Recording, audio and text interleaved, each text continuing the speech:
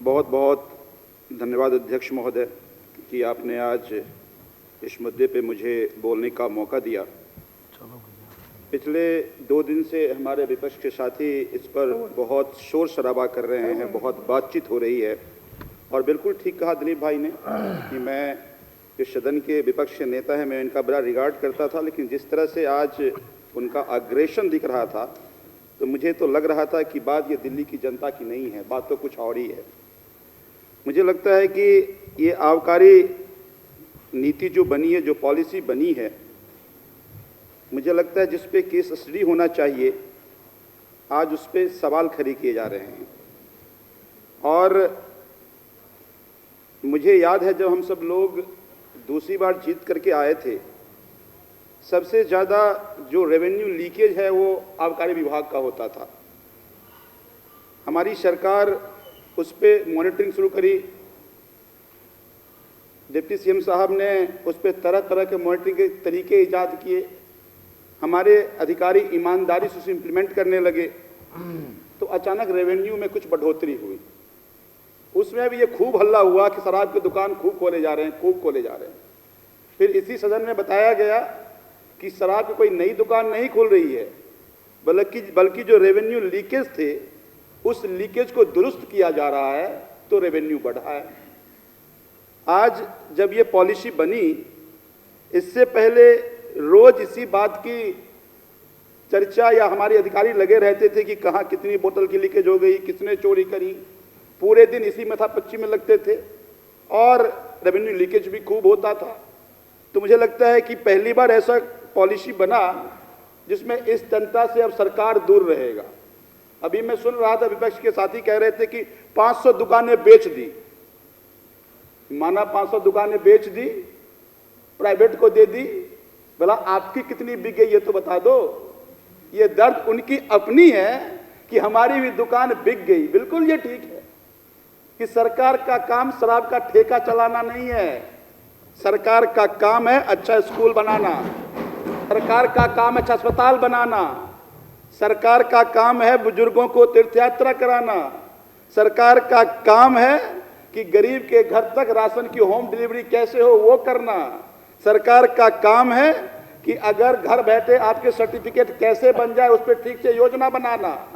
तो सरकार अब ये चाह रही है कि हम वो कल्याणकारी योजनाओं पर काम करें ताकि दिल्ली की जनता का भला हो। ये कह रहे हैं कि खूब दुकान खुल गई। अभी मैं आरटीआई का जवाब मंगा रहा था कि अभी तक कितने दुकान खुले हैं। बिदुरी जी, पिछले पॉलिसी में 850 दुकान थी और अब तक 500 दुकानें खुली हैं। और पूरी पॉलिसी हमने देखा दुकान बढ़े नहीं है, दुकान घटे हैं। अब देखिए एक तरफ दुकान घटा और रेवेन्यू डबल हो गया, तो आपको तो तारीफ करना चाहिए। एक तरफ आप कहते हैं ये पैसा कहाँ गया, मैं बताता हूँ पैसा कहाँ गया। एक तरफ आज पूरे देश में डेवलपमेंट वर्क इसलिए रुक गया है कि सभी सरकारें कहती है पैसा नहीं है। दिल्ली में पैसों के कारण कोई डेवलपमेंट वर्क नहीं रुका है, गलियां बन रही हैं, सड़कें बन रहे हैं, जो सब्सिडी था वो बदस्तूर जारी है, बल्कि और कल्याणकारी योजनाएं चलाई जा रही हैं। तो आज ये जो पॉलिसी है इससे फायदा और इसके रेवेन्यू जा रहे हैं उससे फायदा दिल्ली की जनता को हो रहा है। हाँ, आपको दर्द इसलिए है कि आज ये जो 60 गांठ कांग्रेस और कांग्रेस है नहीं अब, जो आप लोगों की थी, बीजेपी की थी, और ये रेवेन्यू की चोरी होकर जो आपके घर आते थे, जो आपके लोगों के घर आते थे, वो बंद हो गया।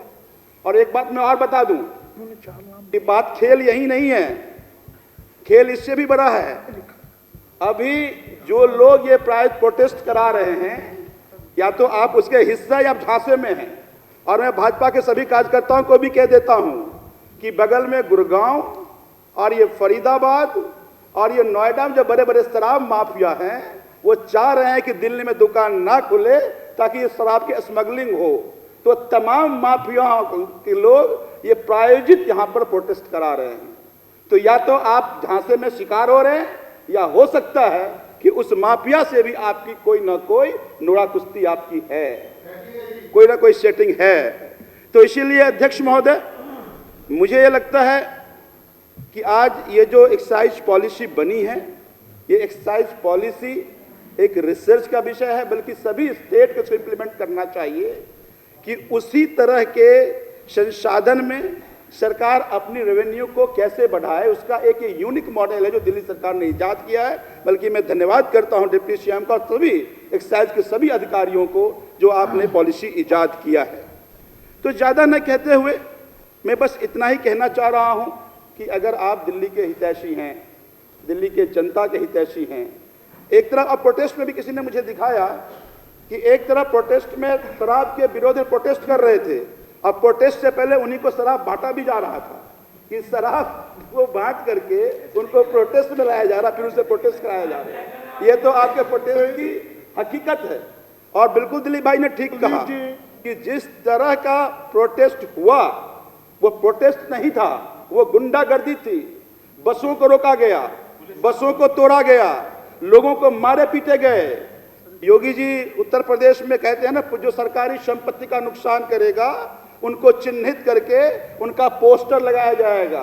तो अगर इतने आप में भी इतनी मॉरलिटी है तो लगाइए उन तमाम लोगों का फोटो जिन लोगों ने कल बसों को तोड़ा, लोगों को मारा पीटा, और उन तमाम लोगों को जो अपने काम पे जा रहे थे उनको जबरदस्ती रोका। तो मुझे यह लगता है कि इस तरह की गुंडागर्दी करके, और ये गुंडागर्दी करने वाले लोग कतई कोई दिल्ली के हितैषी हो ही नहीं सकते। ये किसी न किसी के भेजे गए एजेंट हैं, या जो कोई प्राइस कर रहा है उसके वो एजेंट हैं। तो इसीलिए अध्यक्ष महोदय, मैं तो प्रशंसा और तारीफ करता हूं और धन्यवाद करता हूं कि जिस तरह की एक्साइज पॉलिसी आई है, मुझे पूरा विश्वास है कि वो तमाम तरह की चोरी, तमाम तरह की गुंडागर्दी और तमाम तरह की माफियागिरी पे अब रोक लगेगा जो पहले होता आया था। बहुत बहुत धन्यवाद।